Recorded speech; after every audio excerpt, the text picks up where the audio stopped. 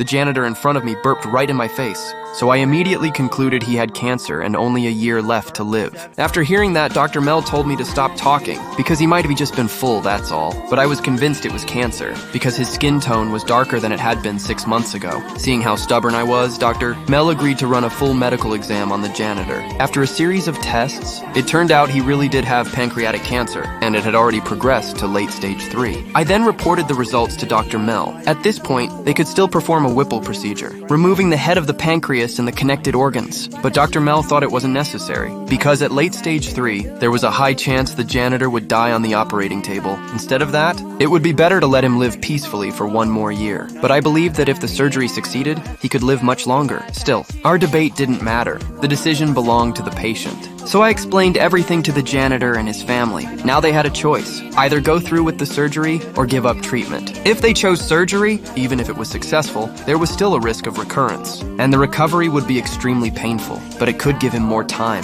The janitor fell silent after hearing this. In the end, he chose surgery for his family. The operation began shortly after. Dr. Mel was the lead surgeon. He removed the cancerous tissue, while I handled the pancreatic fluid that was leaking out. Luckily, the surgery was a success. I then shared the good news with the patient's family, but the happiness didn't last long, because the janitor developed post-op complications. His duodenal artery ruptured. We rushed him back into surgery immediately. I suggested rerouting the artery into the abdomen, but Dr. Mel couldn't locate the artery. Then the patient went into ventricular fibrillation. He was at risk of sudden cardiac death. Brown started CPR right away. As I was getting the defibrillator ready, it was already too late. The janitor's heart had completely stopped. The surgery failed. This time, Brown explained the situation to the family, and this patient became the second one I couldn't save.